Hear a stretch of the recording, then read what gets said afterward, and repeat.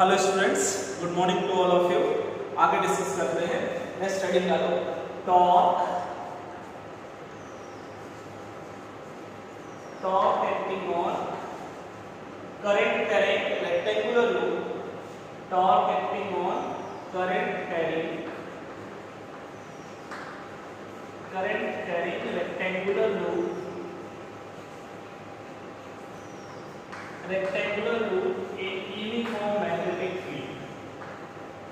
in uniform magnetic field। ठीक है बेटा, torque acting on rectangular loop in uniform magnetic field. Uniform magnetic field में अगर तो किसी आप रेक्टेंगुलर लूप को रखो, करंट कैरिंग लूप है, तो उसमें कितना टॉर्क अप्लाई होगा। ठीक है, तो सपोज ये है आपके पास नॉर्थ पोल और ये है साउथ पोल। ठीक है, तो ये नॉर्थ पोल है, साउथ पोल है, तो मैग्नेटिक फील्ड लाइंस इधर होंगी। Magnetic field lines north to south, ऐसे मैग्नेटिक फील्ड लाइंस होंगी। ठीक है, अब इसमें जैसे मान लो कोई रेक्टेंगुलर लूप है, ठीक है,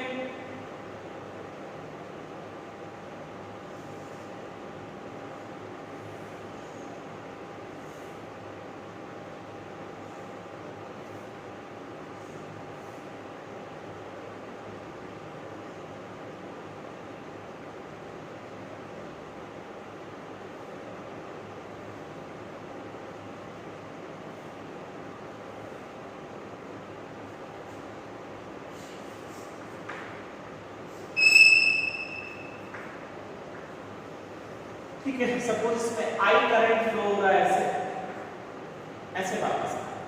ठीक है, इस रेक्टेंगल में सपोज बैटरी से आई करंट मान लो इसमें जा रहा हो। ठीक है, तो आई करंट इसमें फ्लो हो रहा है रेक्टेंगल में। इसकी लेंथ सपोज मान लेते हैं एल है, लेंथ एल है और विड्थ जो है वो बी। रेक्टेंगल की लेंथ एल है और विड्थ बी। इनिशियली हमने जो प्लेन का लूप का प्लेन है और मैग्नेटिक फील्ड लाइंस की डायरेक्शन क्या है, सेम है ना, ऐसा है।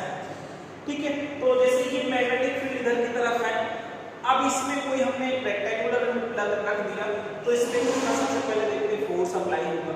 फोर्स फाइंड करेंगे, फिर टॉर्क भी अप्लाई करेंगे, क्योंकि टॉर्क का जनरल फॉर्मूला क्या है, फोर्स इनटू परपेंडिकुलर डिस्टेंस। तो पहले तो रेक्टेंगल पे कितना फोर्स अप्लाई होगा, तो मान लेते हैं ए बी सी और डी रेक्टेंगल है, तो magnetic force acting on A B side of rectangle, magnetic force acting on A B side of loop. ठीक है बेटा, ए बी साइड पे मान लो F1 फोर्स लग रहा है, तो F इज इक्वल टू क्या formula, I V sine theta. तो करंट सपोज कितना फ्लो हो रहा था, आई, तो आई बी मैग्नेटिक फील्ड मान लिया सपोज इसमें कितना है, बी है, तो मैग्नेटिक फील्ड बी लिया। ठीक है, तो आई बी और एल साइन 90 समझ आया। मैग्नेटिक फील्ड एक्स एक्सिस में है और लेंथ इधर है, वाई एक्सिस में है, तो एंगल 90 हो जाएगा। तो कितना फोर्स लगेगा, F1 is equal to I B, और डायरेक्शन किधर होगी, तो मैग्नेटिक फोर्स की डायरेक्शन फ्लेमिंग लेफ्ट हैंड से। ठीक है, तो लेफ्ट हैंड को अप्लाई करेंगे, मैग्नेटिक फील्ड इधर है, करंट ऊपर फ्लो कर रहा है, तो फोर्स इधर है। देखो मैग्नेटिक फील्ड इधर हो गया, करंट ऊपर है, तो फोर्स इनवर्ड इधर लगेगा, इनवर्ड है ना। तो इसमें जो फोर्स होगा वो इनवर्ड फोर्स अप्लाई होगा F1। किधर है, इनवर्ड, अंदर की तरफ है, अंदर की तरफ। ठीक है, इनवर्ड है, कैसा है, इनवर्ड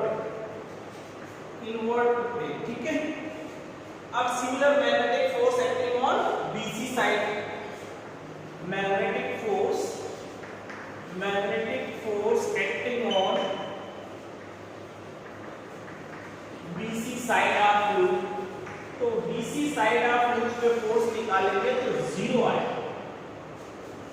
ठीक है, कैसे, क्या अप्लाई करें बताओ, आईबीएल अप्लाई करेंगे, आईबीएल साइन थीटा, तो कितना हो जाएगा बेटा, आई बी और एल कितना है, लेंथ पे इसके बराबर है बी और साइन 0, तो साइन 0 0 हो जाता है, तो F2 कितना आ जाएगा, 0 आ जाएगा। वैसे ही हम निकालते हैं magnetic force acting on CD side. तो magnetic force acting on CD side निकाले तो F3 मान लेते हैं। F3 is equal to I B और L sin 90 है ना। तो कितना अप्लाई हो जाएगा, IBL अप्लाई हो जाएगा। सेकेंड इक्वेशन मान लेते हैं। अब डायरेक्शन देखते हैं। तो मैग्नेटिक फील्ड तो इधर की तरफ है, करंट भी नीचे है, तो फोर्स किधर आ रहा, आउटवर्ड। किधर आ रहा, आउटवर्ड। तो इसमें जो फोर्स F3 अप्लाई होगा वो आउटवर्ड है, बाहर की तरफ।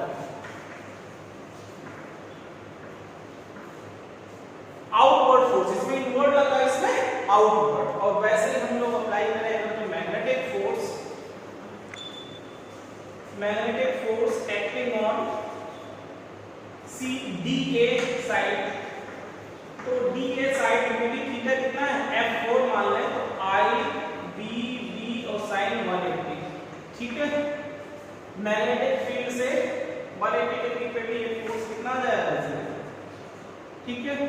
तो net force acting on loop की बात करें, net force acting on loop, तो net force acting on loop की बात करेंगे तो नेट फोर्स भी 0 ही आएगा। क्यों, क्योंकि इसमें जितना इनवर्ड है उतना इसमें outward. Net force acting on loop पूछेगा तो 0, लेकिन टॉर्क कितना अप्लाई हो रहा है ये हम कैलकुलेट कर सकते हैं। कौन से फोर्स टॉर्क प्रोड्यूस कर रहे हैं, the force which produces torque, the forces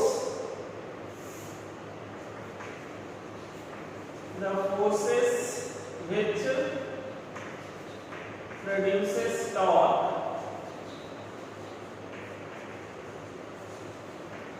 F1 equal to F3 equal to IB। ये फोर्सेस टॉर्क प्रोड्यूस कर रहे हैं। केवल क्या है, इसकी डायरेक्शन इनवर्ड है, इसकी डायरेक्शन आउटवर्ड है। जैसे ये बुक है, इसमें अंदर की तरफ फोर्स लग रहा है, इसमें बाहर की तरफ घूमेगी कि नहीं घूमेगी, है ना। तो कितना टॉर्क लग रहा होगा, तो टॉर्क इक्वल टू क्या फॉर्मूला होता है, फोर्स इनटू परपेंडिकुलर डिस्टेंस।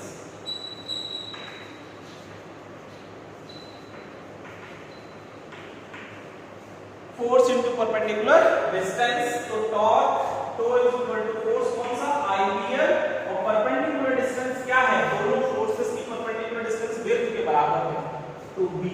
और लेंथ इनटू विड्थ क्या हो जाएगा, एरिया। तो टॉर्क जो है IBA अप्लाई हो जाएगा। कितना टॉर्क अप्लाई हो जाएगा, IBA।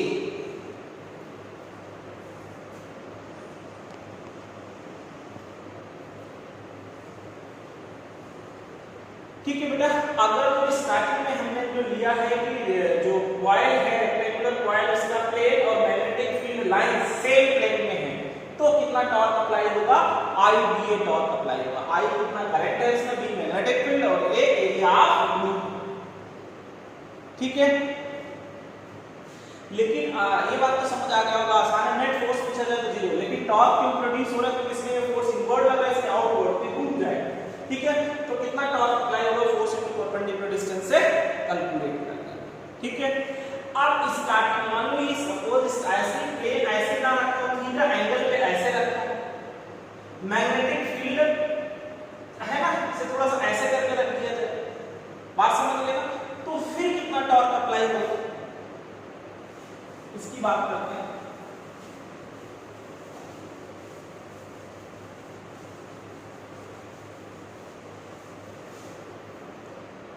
ठीक है बेटा, consider the case when plane of loop is not along magnetic field. It makes an angle theta. It makes an angle theta within. It makes an angle theta. ठीक है, उसका plane कितना angle बना रहा, theta. ठीक है,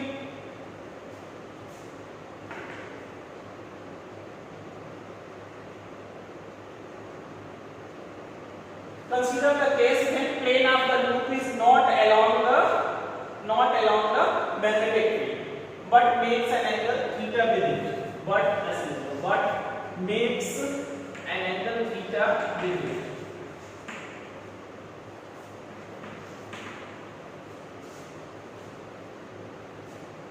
Make an angle with it, ऐसे कर लेते हैं, चलो थीटा ले लेते हैं, make an angle with some angle बना, ठीक है।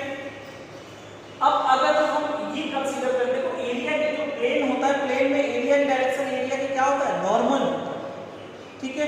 तो हम ये कंसीडर कर लेते हैं कि नॉर्मल से मैग्नेटिक फील्ड का एंगल थीटा है। we take angle between magnetic field and perpendicular to the loop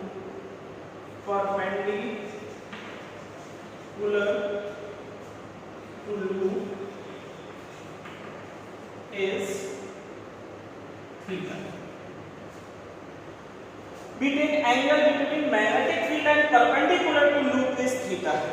हमने इसके प्लेन से एंगल नहीं लिया, प्लेन के परपेंडिकुलर से एंगल थीटा लिया, क्योंकि जैसे हम लोग को आई दिया जाना वेक्टर में जब हम लिखेंगे तो आई डॉट वेक्टर में लिखेंगे आई तो स्केलर है तो वेक्टर होना नहीं है, आई तो आई रहेगा, बी डॉट क्रॉस ए में जब हमको बी और ए लेना पड़ेगा तो ध्यान रखना पड़ता है कि एरिया डायरेक्शन हमेशा रहेगी नॉर्मल होगी, इसलिए हम लोग नॉर्मल से ही एंगल लेंगे। प्लेन के नॉर्मल से एंगल थीटा है, प्लेन के नॉर्मल से, जैसे ये प्लेन है तो प्लेन के नॉर्मल से एंगल थीटा। इस केस अभी देखा जाए तो मैग्नेटिक फील्ड से कितना एंगल है 90, लेकिन सपोज ऐसा है, ठीक है, ये एंगल है ना नॉर्मल से, किससे नॉर्मल से, तो ध्यान रखना। तो सपोज मान लिया ये थोड़ा टिल्टेड हो गया तो सपोज साइड ये ऐसे ना है, ये ऐसे है, ठीक है। तो सपोज ये साइड जो बी था, ये साइड बी है जिसपे इधर ये जो एंड था इसमें इस वाले एंड में फोर्स किधर लग रहा है F3 अपवर्ड और इसमें किधर लग रहा था F1 इनवर्ड लग रहा है, इसमें अंदर की तरफ लग रहा था F1, इसमें आउटवर्ड, कितना डिस्टेंस बी। अब हमें ये जैसे ये साइड बी ले ली है ना,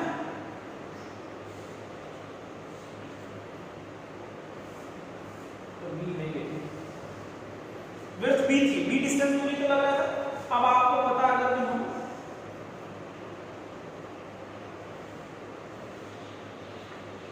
तो अगर तो ये हम मैग्नेटिक फील्ड ले, मैग्नेटिक फील्ड एक्स एक्सिस में ही और इसका नॉर्मल ये ले,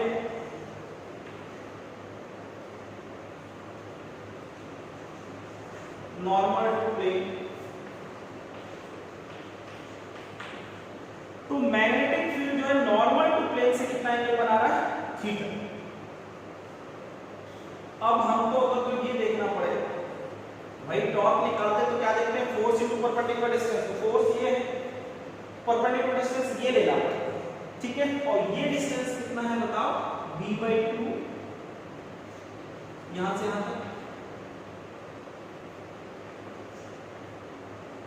इधर भी ये कितना होगा b/2, क्योंकि पूरा विड्थ b था, लेकिन हमको परपेंडिकुलर डिस्टेंस अब ये चाहिए, ये डिस्टेंस परपेंडिकुलर, ये फोर्सेस ऐसे लग रहे हैं तो ये डिस्टेंस है।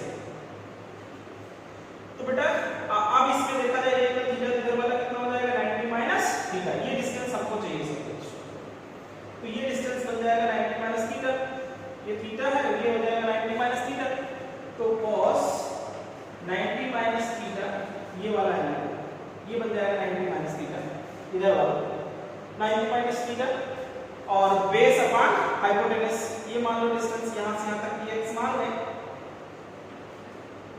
ऐसे, तो cos 90 minus theta equal to base upon hypotenuse, hypotenuse कितना है b/2, तो x की जो वैल्यू है वो b/2 और 90 माइनस थीटा क्या बन जाएगा sin, तो वैसे ये b/2 sin थीटा और इधर भी ये कितना बन जाएगा b/2 sin। तो अब इस केस में टॉर्क निकालो, तो टॉर्क क्या होगा force into perpendicular distance, force into perpendicular distance,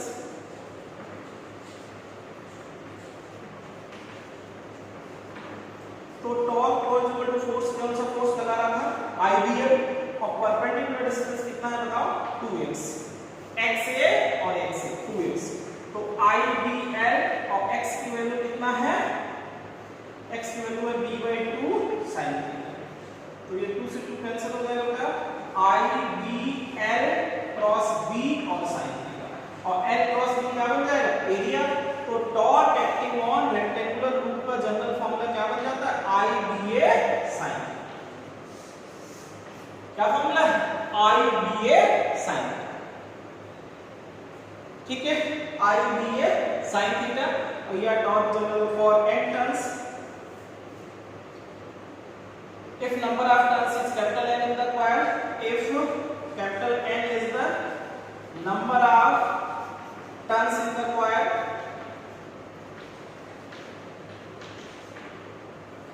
ठीक है, तो टॉर्क का फॉर्मूला क्या आ जाएगा, N I A B sine theta. तो एन से मल्टीप्लाई करेंगे, ठीक है।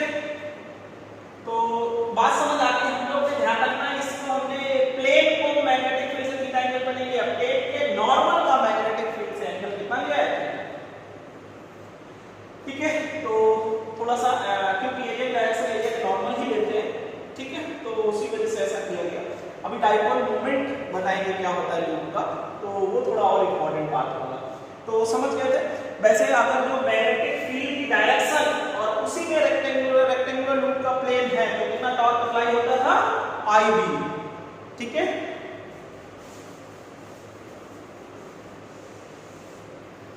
अब इसमें हमने क्या किया, consider the case when plane of the loop is not along the magnetic field but makes an angle with it. We take angle between magnetic field and perpendicular to the loop is theta. तो हमने theta angle मान लिया। तो suppose ये अब ऐसे तो नहीं होगा, अब ऐसे होगा तो हमने इस पर से कर दिया, ठीक है। नॉर्मल से हमने मैग्नेटिक फील्ड एंगल थीटा ले लिया, तो ये एंगल हो जाएगा 90 माइनस थीटा। तो cos 90 minus theta is equal to distance हो जाएगा, इसके लिए बेस समान है, उसको x की वैल्यू आ जाएगी। x इधर है तो x इधर होगा, 2x हो गया, तो 4 से 2 को पर्टिकुलर डिस्टेंस लगा लेंगे, तो फार्मूला आ जाएगा IAB sin थीटा। 1 टर्न ही है अभी इसकी, तो यही फार्मूला होगा। और n टर्न्स हो गए तो फार्मूला क्या आ जाएगा, NIAB sin थीटा। ये इस जो टॉर्क का फार्मूला है ना, NIAB sin थीटा, इसको हम लोग बेटा ऐसे भी लिख सकते हैं, MB sin theta, similar to magnetic field, electric field. ये पता करंट कैरिंग लूप को पता क्या बोलते हैं, मैग्नेटिक डाइपोल बोलते हैं। Current carrying loop is called magnetic dipole. जैसे इलेक्ट्रिक डाइपोल था, तो इलेक्ट्रिक डाइपोल पे कितना टॉर्क लगता था, P sin थीटा। P क्या होता था, मैग्नेटिक इलेक्ट्रिक डाइपोल मोमेंट, है ना। वैसे करंट कैरिंग लूप को हम लोग मैग्नेटिक डाइपोल कहते हैं, और ये M जो है मैग्नेटिक डाइपोल मोमेंट है, where M is called magnetic dipole moment, magnetic dipole moment। और मैग्नेटिक डाइपोल मोमेंट का फॉर्मूला NIA, अगर तो नंबर ऑफ टर्न्स n है तो, अदरवाइज IA, ठीक है। तो B तो B sin थीटा सिमिलर है, केवल इसको हमने क्या ले लिया है, M ले लिया, मैग्नेटिक डाइपोल मोमेंट, ठीक है बेटा। तो मैग्नेटिक डाइपोल मोमेंट क्या है, NIA, unit magnetic dipole moment, unit of M। Unit इसका बन जाएगा, ये तो नंबर ऑफ टर्न्स से तो ampere into metre square. Dimension कितना बन जाएगा, डायमेंशन की बात करें तो L स्क्वायर क्यूब या A एम्पीयर और ये मीटर, ठीक है। तो मैग्नेटिक डाइपोल मोमेंट की जो डायरेक्शन होती है, अगर जो लूप वैसा है क्लॉकवाइज है तो inward perpendicular to loop, perpendicular the plane of loop, और एंटी क्लॉकवाइज है तो outward to the loop. Normal ही होती है, इसीलिए तो नॉर्मल से एंगल लिया था थीटा। अब इसी को अगर जो हम लोग वेक्टर फॉर्म में लिखें, तो इसी को हम लोग वेक्टर फॉर्म में लिख सकते हैं, torque O is equal to M cross B in vector ऐसे। तो थीटा किसके मिडिल का एंगल है, M और B, और B और नॉर्मल के मिडिल का एंगल लिया था हमने थीटा। इसका मतलब M कैसा होगा, प्लेन के नॉर्मल होगा, ठीक है। तो ध्यान रखना, इसी को वेक्टर में लिखा जाए। जैसे उधर इलेक्ट्रिक में क्या होता था, P cross E, P electric dipole moment था, वहां पे M हो जाएगा।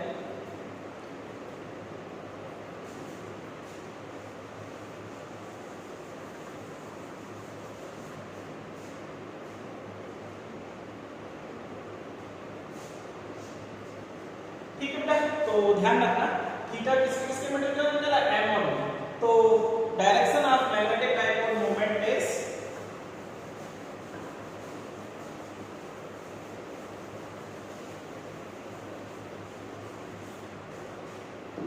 तो इंपॉर्टेंट भी है दूसरा ध्यान रखना। तो direction of magnetic dipole moment is, सबसे पहले ये ध्यान रखो, current carrying loop is called a magnetic dipole. Current carrying loop is called magnetic dipole. Magnetic dipole. It is equivalent to bar magnet. It is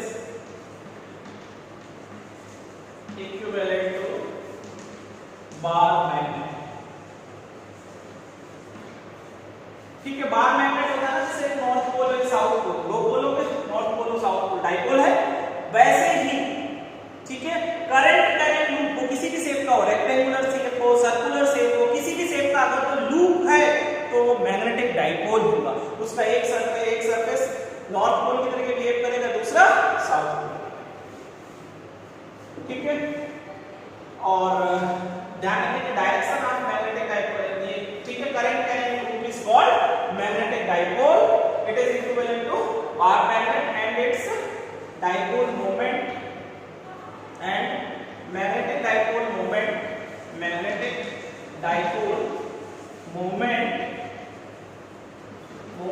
of a current carrying loop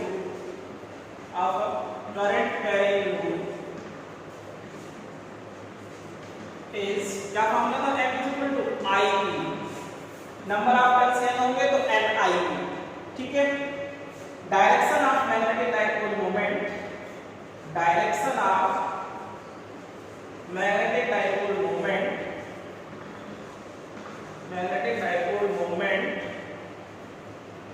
is normal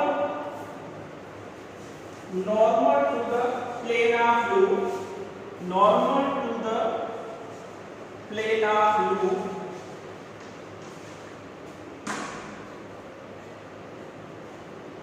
inward plane if current in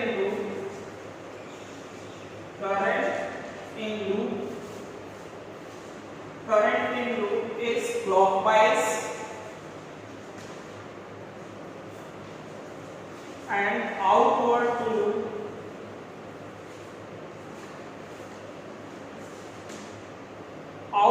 the plane of loop, outward to plane of loop if current in loop is anti-clockwise।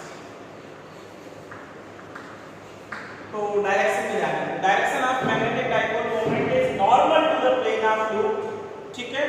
Normally होगा, inward होगा या outward plane of loop. तो inward कब होगा, जब current कैसा हो, clockwise, और एंटी क्लॉकवाइज करंट होगी तो आउटवर्ड होगा, ठीक है। और करंट कैरिंग लूप का मैग्नेटिक डाइपोल मोमेंट का formula I into A, unit भी ध्यान रखेंगे, ampere into metre square dimension L square, ठीक है। तो सिमिलर टू इलेक्ट्रिक बन गया फार्मूला, क्या, mv sin थीटा टॉर्क का। इलेक्ट्रिक डाइपोल को भी याद करो, नेट फोर्स क्या था, 0, लेकिन टॉर्क कितना था, p sin थीटा। यहाँ पे भी net force current carrying loop पे क्या था, 0, लेकिन टॉर्क mv sin थीटा। वहां पे इलेक्ट्रिक डाइपोल मोमेंट को p से रिप्रेजेंट करते हैं, या मैग्नेटिक डाइपोल मोमेंट को m से, और इलेक्ट्रिक फील्ड E को वहां से रिप्रेजेंट करते थे, यहाँ इलेक्ट्रिक मैग्नेटिक फील्ड को b से रिप्रेजेंट करते हैं।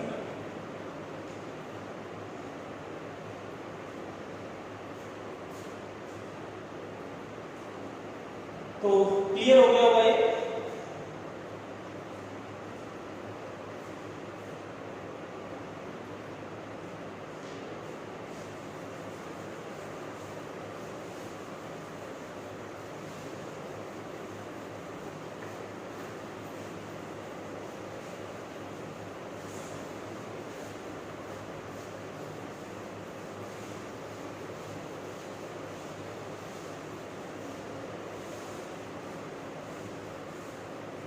तो मैग्नेटिक डाइपोल मोमेंट का फॉर्मूला I × A से सॉल्व करके, है ना। जैसे कोई एक एग्जांपल ले लेते हैं, सपोज ये x एक्सिस है, ये y एक्सिस है, x एक्सिस y एक्सिस और ये है z एक्सिस। z एक्सिस इधर नहीं होता, z एक्सिस ऐसे ऐसा, ठीक है। अब कोई लूप है 30 एंगल पे, है ना, A B C और D, ठीक है। ऐसे लूप है, फाइंड मैग्नेटिक डाइपोल मोमेंट, है ना। L रेक्टेंगल टाइप का इसकी साइड L है, साइड L सेम है, स्क्वायर लूप है, लेकिन ये XY प्लेन से थीटा एंगल पे, XY प्लेन से 30 एंगल पे। ये नॉर्मल ऐसे नहीं होता है, नॉर्मल ये होता है, समझ गए ना। तो अगर तो हम लोग को क्या निकालना है, find magnetic dipole moment, find magnetic dipole moment. तो मैग्नेटिक डाइपोल मोमेंट निकालना है तो क्या फॉर्मूला होता है मैग्नेटिक डाइपोल मोमेंट का, बताओ। M = I × A। I को पता ही करें, क्या निकालना पड़ेगा, एरिया, ठीक है। वेक्टर में लिखें तो M वेक्टर क्या लिख सकते हैं, I × A। तो इसको मतलब तुमको क्या चाहिए, A चाहिए, ठीक है। तो एरिया वेक्टर कैसे निकालेंगे इसका, एरिया वेक्टर रेक्टेंगल का, तो एरिया इसका निकालना, एरिया क्या होता है, लेंथ इनटू विड्थ। तो हम क्या लिख सकते हैं, AB vector cross BC vector, ठीक है। तो AB साइड तो L ही है, जैसे ये तो ये साइड तो L है, तो ये कितना एंगल बनाना, 30, जिसका इधर कंपोनेंट क्या आ जाएगा, L cos 30। और y एक्सिस में कितना, y एक्सिस में जैसे ऐसा है, ये ऐसा, और ये इधर से क्या 30 एंगल पे ऐसे कैसे निकलेंगे, ऐसे, और 30 एंगल पे x एक्सिस है, उधर कंपोनेंट कितना जाएगा, L cos 30, इधर कितना आएगा, L sin 30, ठीक है। तो हम लिख सकते हैं L cos 30 I कैप और प्लस L sin 30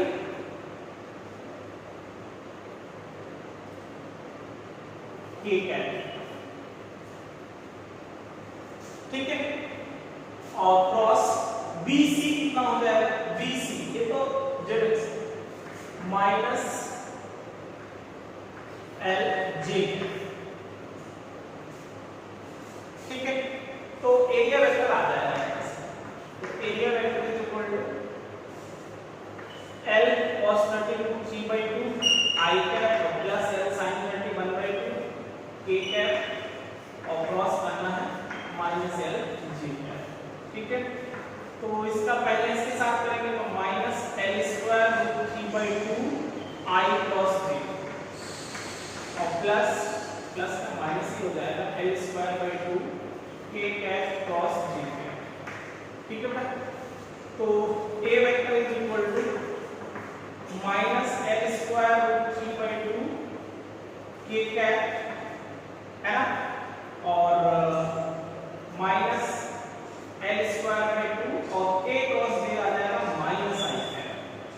तो A वेक्टर की जो वैल्यू है ये प्लस हो जाएगा, तो L² 2 I कैप और माइनस L² 2 इधर √3 A कैप, है ना, ये आ गया।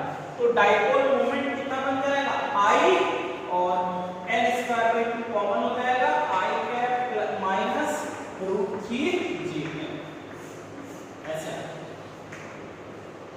कुल मिलाकर मैग्नेटिक डाइपोल मोमेंट है तो I क्रॉस I A से कैलकुलेट करें, ठीक है। यूनिट हो जाएगा क्या है, एम्पीयर इनटू मीटर स्क्वायर, ठीक है। तो ध्यान रखेंगे हम लोग इसको कि कैसे फाइंड करते हैं क्या, मैग्नेटिक डाइपोल, ठीक है। करंट लूप जो है क्या कहलाता है, मैग्नेटिक डाइपोल, ठीक है। और उसमें टॉर्क कितना अप्लाई होगा, MB sin। तो ये क्वेश्चन आप लोग करेंगे।